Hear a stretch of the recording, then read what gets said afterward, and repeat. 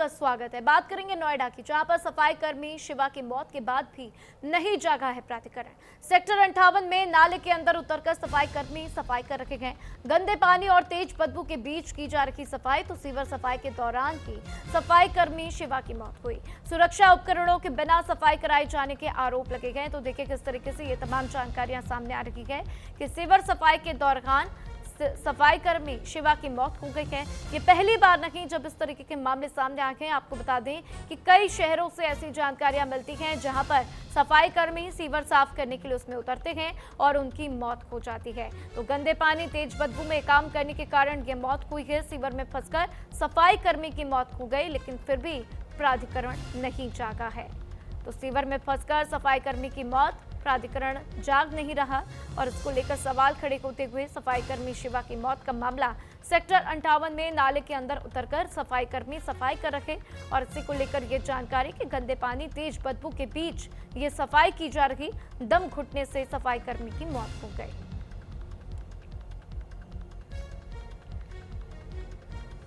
तो नोएडा से ये जानकारी है जहां पर सफाई कर्मी शिवा की मौत के बाद भी प्राधिकरण नहीं जागा। सबसे बड़ा सवाल ये भी है कि आखिर सफाई कर्मी को उतरकर इसमें सफाई क्यों करनी पड़ती है? क्या कोई और ऑप्शन नहीं है? क्योंकि ये पहली बार नहीं जब इस तरीके से ये मामले सामने आए हैं। इसके पहले भी अलग अलग शहरों से इस तरीके के मामले सामने आ चुके हैं। बात लखनऊ की कीजिए, भोपाल की कीजिए, रायपुर की कीजिए, कई ऐसे शहर हैं जहां पर इस तरीके की तमाम जानकारियां हर वक्त आई हुई हैं। कई बार ऐसे केसेस सामने आए हैं जहां पर सफाई कर्मी दम घुटने से उनकी मौत हो जाती है। सफाई कर्मी जो हैं वो उतरते हैं नाले को साफ करने के लिए, लेकिन वो मौत के घाट उतर जाते हैं। लेकिन उसके बावजूद प्रशासन नहीं जागता, कोई अन्य तरीका नहीं अपनाया जाता जिससे कि सीवर की सफाई की जा सके। और हम देखते हैं कि सफाई कर्मी जब भी नाले में उतरकर सफाई करने के लिए वहां पर पहुंचते हैं, उसमें गंदे पानी की वजह से, गंदे बदबू की वजह से उनकी दम घुटकर मौत हो जाती है। कंचन भरद्वाज मेरे साथ नोएडा से लाइव जुड़ चुकी हैं, सीधा उनका रुख करते हैं। कंचन, जिस तरीके से ये मौत की जानकारी सामने आई उसके बाद से प्रशासन की तरफ से क्या सफाई दी जा रही है? क्योंकि ये पहला मामला नहीं है जब इस तरीके से ये घटनाएं हो रही हैं। कई शहरों में कई बार ऐसी घटनाएं हो चुकी जब दम घुटने की वजह से सफाई कर्मी जो है सफाई तो करते हैं लेकिन उनकी मौत हो जाती है। क्या कुछ इस पर कहा गया है बयानों में? हुई बारिश के बाद में लगातार कई सेक्टरों में जल विराज की जो है स्थिति देखने को मिली। उसके बाद में जो है लगातार जो है नोएडा प्राधिकरण अलर्ट मोड पर आया और जगह जगह नाले की सफाई की। अभी हाल ही में अगर सोमवार की बात करें तो सेक्टर 93 का गेजा गांव पड़ता है, वहां पर सीवर जो है सफाई हो रही थी और जो कर्मचारी था, जो सफाई कर्मी था, वो सीवर के अंदर जाता है। जाने के बाद में वो वापस नहीं आता है। करीब 1 से 1.5 घंटे जो अंदर उसकी दम घुटने से मौत हो जाती है। उसके बाद में जो है वहां पर जो है दमकल विभाग की टीम पहुंचती है।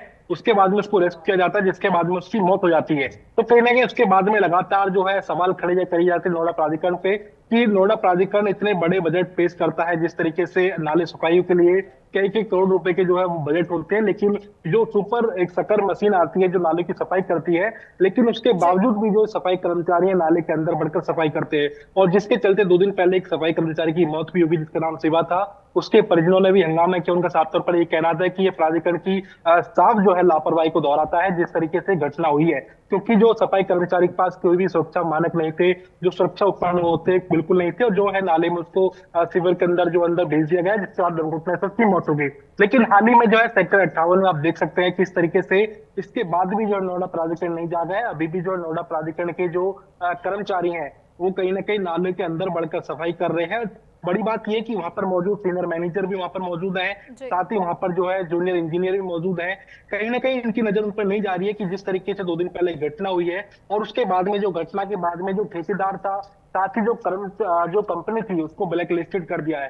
लेकिन बड़ा सवाल ये कि आखिर इतनी घटनाएं हो रही है उसके बाद भी नोएडा प्राधिकरण सबक नहीं ले रहा है। राजा बिल्कुल बिल्कुल कंचन, जिस तरीके से ये तमाम जानकारियां सामने आई उसके बाद से प्रशासन को सचेत होने की जरूरत है और उचित कार्रवाई करने की भी जरूरत है। लेकिन कंचन, क्या प्रशासन की तरफ से किसी मुआवजे का ऐलान किया गया है? कोई इस तरीके की जानकारी या प्रशासन इस पर खेद जताता हुआ कोई इस तरीके की जानकारी? अभी तो देखिए प्रशासन ने जब बैठ के बात की है जो ठेकेदारों से, तो बताया जा रहा है कि 30 लाख रुपए में इनका मतलब प्रशासन ने हर संभव मदद का आश्वासन दिया है। साथ ही ठेकेदार की तरफ से बताया गया है कि पैसे दिए गए हैं। लेकिन जो है फिलहाल जो है नोएडा प्राधिकरण ने के खिलाफ जो है